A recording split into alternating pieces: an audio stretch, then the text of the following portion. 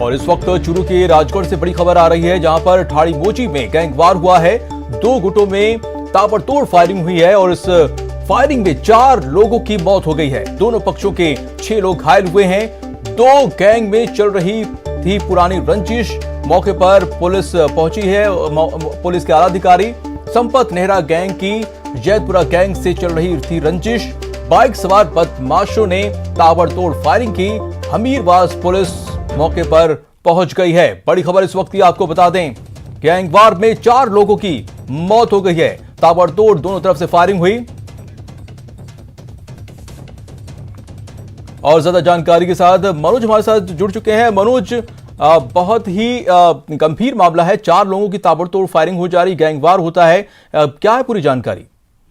ये मैं बताना चाहूंगा, पूरा मामला चूरू जिले के राजगढ़ तहसील का जो गांव है ढाणी मोजी वहां का है, जहां जो फायरिंग की ताबड़तोड़ फायरिंग की जो वारदात हुई है, 2 पक्षों में करीब आधा दर्जन लोग इसमें घायल हुए और 3 ग्रामीण सहित 4 लोगों की इसमें मौत हुई है। जो प्रदीप जैतपुरा है, जो कि जैतपुरा गैंग का व्यक्ति है, इसकी मौत होने की पुलिस के द्वारा भी पुष्टि की गई है। इसके अलावा जो 3 ग्रामीण हैं उनके भी गोलियां लगी, जिससे उनकी भी मौत हो गई।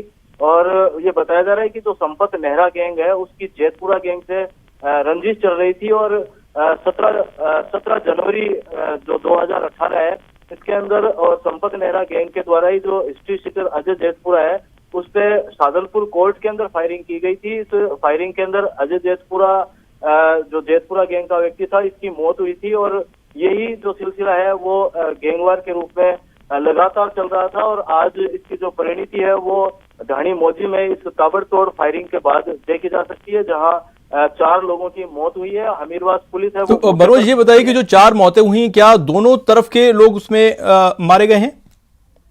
जी, एक तो जो प्रदीप जैतपुरा है उसकी मौत हुई है और साथ में जो बाइक पे सवार होके जो बता रहे हैं ग्रामीण 6-7 जो बदमाश आए थे, उन्होंने ताबड़तोड़ फायरिंग की थी। उसमें एक व्यक्ति की उनकी मौत हुई है और 2 ग्रामीण हैं जिनके भी गोली लगी थी, जिनकी मौत हुई है।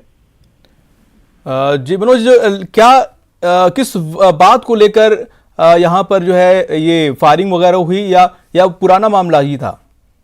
जी बिल्कुल, जो हरियाणा बॉर्डर है, हरियाणा बॉर्डर से जो शराब माफिया है, वो यहाँ पे जो गैंगवार का मुख्य कारण है वो अवैध शराब की तस्करी ही मानी जाती है। और जो मुख्य तौर पे जो पहले भी गैंगवार हुई है उनके पीछे भी अवैध शराब की तस्करी ही मुख्य कारण रहा था। और इसी कड़ी के अंदर 17 जनवरी 2018 को और जो सादलपुर कोर्ट है उसके अंदर भी फायरिंग की घटना हुई थी, जिसमें जैतपुरा गैंग का जो हिस्ट्री शीटर था अजय जैतपुरा, उसकी गोली मार के कोर्ट में हत्या कर दी गई थी। उसके बाद से ही और ये जो सिलसिला है वो लगातार जारी है और आज उसी गैंगवार की का ये नतीजा माना जाता है। जो प्रदीप जैतपुरा है, जो कि अजय जैतपुरा गैंग का ही है, और 3 जो अन्य हैं वो भी इस अंधाधुंध फायरिंग के अंदर और उनकी मौत हुई है। तो मनोज, इसमें कुछ लोग घायल भी हुए हैं, तो उनकी हालत क्या है?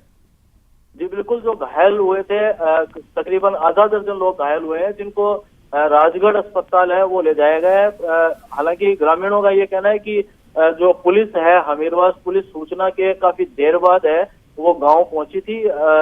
जब ये चीज कंफर्म हुई उसके बाद जो एसपी नारायण टोगस है वो भारी पुलिस जाब्ते के साथ और राजगढ़ के लिए रवाना भी हो चुके हैं। जी, तो मनोज, ये जो घायल हुए हैं, क्या ये गैंग के ही लोग थे या फिर गांव के लोग थे?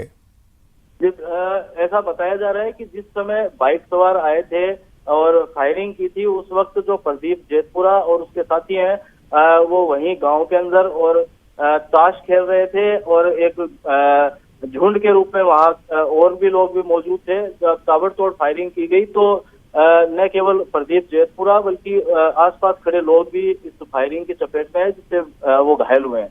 तो मनोज, अभी पुलिस की तरफ से क्या कुछ कार्रवाई हुई है? अभी पुलिस मौके पे पहुंची है और पुलिस के द्वारा लोगों से पूरे मामले की जानकारी ली जा रही है। जो शव है उनको पुलिस ने कब्जे में लिया है और जो उच्च अधिकारी हैं वो भी इस पूरे मामले पे नजर बनाए हुए हैं। जी मनोज, जिस तरह से ये घटना को अंजाम दिया गया है, क्या लगता है कि पुलिस प्रशासन कहाँ थी, इतनी बड़ी घटना हो जाती है? बिल्कुल, ये बहुत बड़ी बात कही जा सकती है कि ग्रामीणों के द्वारा सूचना देने के 1.5 घंटे बाद है वो जो हमीरवास पुलिस है वो मौके पर पहुंचती है और ग्रामीणों को तो ये भी आरोप है कि पुलिस को सूचना देने के बाद उनके द्वारा ये तक कहा गया कि फायरिंग हुई होगी लेकिन किसी की यहाँ मौत नहीं हो सकती। इस तरह की बात भी ग्रामीणों के द्वारा अभी कही गई है, जो कि बड़ी बात कही जा सकती है कि सूचना के बाद भी पुलिस के द्वारा काफी देरी की गई और इसका नतीजा है कि आरोपी है वो वारदात को अंजाम देके और फरार हुए हैं, जिनकी तलाश अभी पुलिस के द्वारा की जा रही है। तो मनोज, इस घटना पे पुलिस की क्या प्रतिक्रिया आई है? अभी जो पुलिस अधीक्षक है उनसे बात करने का प्रयास किया था, हालांकि उनके द्वारा अभी तक किसी भी तरह की पुष्टि नहीं की गई है पूरे मामले की। उनके द्वारा यही कहा जा रहा है कि अभी मामले की जानकारी ली जा रही है, उसके बाद ही जो अन्य जो मृतक हैं उनके बारे में भी बताया जा सकेगा और किनके द्वारा पुख्ता तौर पे ये फायरिंग की वारदात को अंजाम दिया गया है उसके बारे में भी जानकारी के बाद, बताने की बात उनके द्वारा कही गई है। तो मनोज, इतनी बड़ी घटना के बाद गांव में किस तरह का माहौल है? बिल्कुल, गांव के अंदर लोग सहमे हुए हैं और लोगों में इस चीज का आक्रोश भी है कि लोग जो बदमाश आए उन्होंने ताबड़तोड़ फायरिंग की, जिसके अंदर ग्रामीणों की भी मौत हुई है और इससे लोगों में आक्रोश है, नाराजगी भी देखी जा रही है। जी मनोज, बहुत शुक्रिया तमाम जानकारी के लिए। तो पुरानी रंजिश को लेकर ताबड़तोड़ फायरिंग हुई है दो गैंग में, संपत नेहरा गैंग और जयपुरा गैंग के बीच पुरानी रंजिश चल रही थी और बाइक सवार बदमाश आए और ताबड़तोड़ फायरिंग करने लगे, जिसमें 4 लोगों की मौत हो गई है जबकि दर्जन लोग इसमें घायल हुए हैं। सभी घायलों को अस्पताल में भर्ती कराया गया है। पुलिस के आला अफसर मौके पर पहुंच गए हैं और तफ्तीश में जुट चुके हैं, लेकिन इस घटना के बाद पूरे इलाके में, पूरे गांव में दहशत का माहौल हो गया है। तो ठाड़ी मोजी में ये गैंगवार हुआ है। आपको बता दें कि चूरू के राजगढ़ में ये घटना हुई है। घटना के बाद पूरे इलाके में सनसनी फैल गई।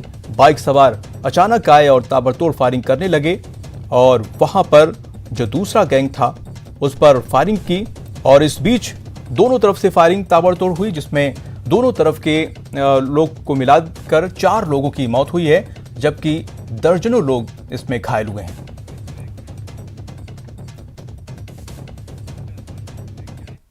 फिलहाल रुकते हैं छोटे से ब्रेक के लिए।